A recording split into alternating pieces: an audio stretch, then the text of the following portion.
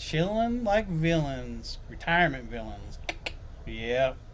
Got Agatha and I got Buddy chasing bugs. We're watching the birds, and we're just doing the retirement life.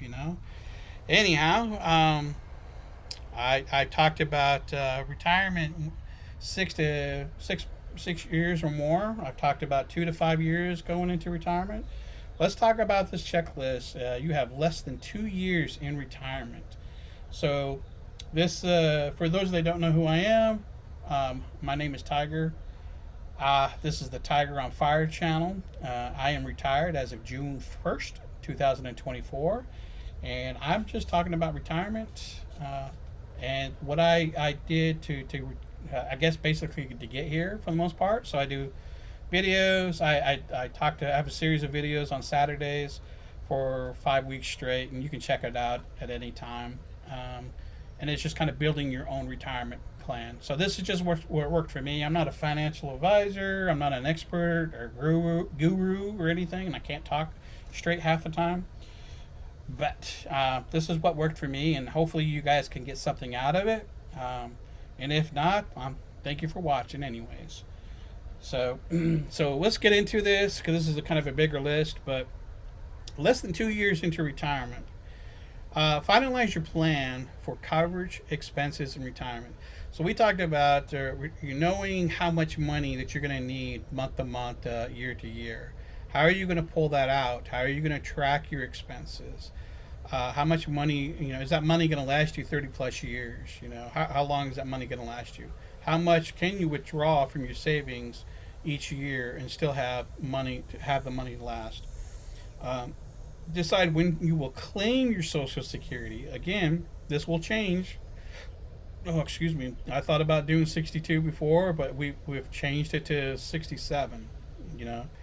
But no, get into your Social Security. I have the hiccups. Um, Make sure that you have 40 credits and that you have 35 or more years of work experience, because that's what's going to get you the money. If you don't have that 40 credits, you're not going to be eligible for Social Security. So don't go down that route. Know how much what you're expected to get paid each month. There's people that the stories I've heard that people get less than $900 a month on their Social Security, and that doesn't even cover the mortgage or the rent that they have. So, and that's all they have to survive on. So if you're watching these, you're one step ahead, planning and planning and planning. Know what you're expected to get to get into retirement, because you don't want to get shocked. Decide what you're going to do when you get into retirement. So do you know what your options are with all your different accounts? Write them out. Know the rules. Withdrawal strategies. Know what the tax implications, any penalties. You want to know all the ins and outs, the rules for each of your accounts, because you don't want to get surprised and withdraw something early and you didn't know. Know about your Medicaid, Medicare. What will you need for your medical gap. What is your best options between you and your spouse? And if you have kids, there's part A, part B. How's that going to impact your contributions to your HSA? So my understanding is you can, and I might be incorrect, I can contribute to an HSA up till I start collecting Medicaid, Medicare. So, but it's only like $8,000 a year. So I'm going to maximize that as long as I can and invest that, because that's money that I know I'm going to need later in life, hopefully. Or hopefully I could pull from. Revisit your stock strategy, your investment strategy, your allocations. Is your assets properly diversified, tax efficient? Do you want to convert your Roths? What is your investment strategy? Make sure it still makes sense, and your withdrawal strategy is next.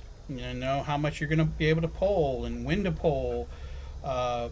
Is a portion or all of your 401k net unrealized appreciated?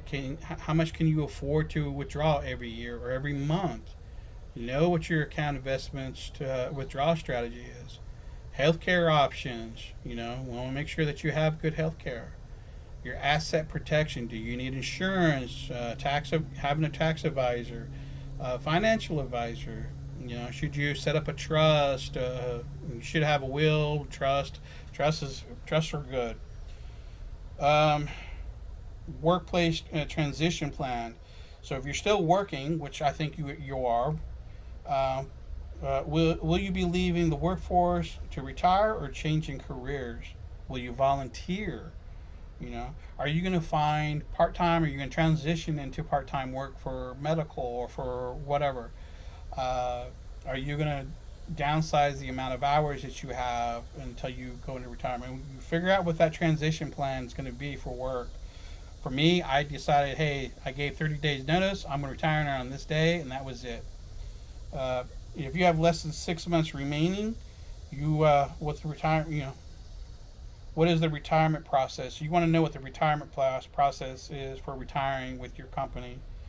Uh, and then contact and then let them know when you're ready to retire. I gave them 30 days notice. I filled out a survey and pretty much it was easy peasy. I think their biggest concern was I going to go to another company and work somewhere. I think they're like, well, when you say retire, you're retiring from Microsoft, going to another company. I'm like, no, I'm retiring. So that's what I am. Are there times of the year where it's better benefit purpose to I think when you're planning on retirement, what the question is saying, when is better time to retire? I mapped out my whole year, my calendar year, and it's the same every year. I knew when I was getting stock awards, bonuses, my merit increase, and I mapped everything out when I got a little bump in pay and stuff like that. And I tried to figure out when was the best time for me to retire. I was thinking about retiring in December 1st this year, but I decided I've had enough. I don't want to do this anymore. Let me get my health under control and whatever. So, no, map out all that stuff. You don't get bonuses, you don't get merits or whatever. If you don't get anything, that's fine. Still map out and try to figure out what makes the most sense. Uh, April 1st was going to be my favorite day because people didn't know if I was joking or not because I like to joke around. But retirement, you have, less than 2 years. These are some things that you need to think about and plan for. All right. I think we've covered quite a bit with that. So, know your Social Security, know your retirement withdrawal strategies, know your tax implications. Uh, Medical is always going to be a big one. There's people that they move out of the country and go relocate someplace else because medical is so much cheaper and better outside the U.S. than it is in the U.S. So that could be an option too. A lot of people are relocating outside the U.S. just for that because the cost of living is high. Everything's high in the U.S. right now. So those are some things to think about too. So I guess that's it for now. I will see you guys on the next one. If you have any questions, comments, like, subscribe, please.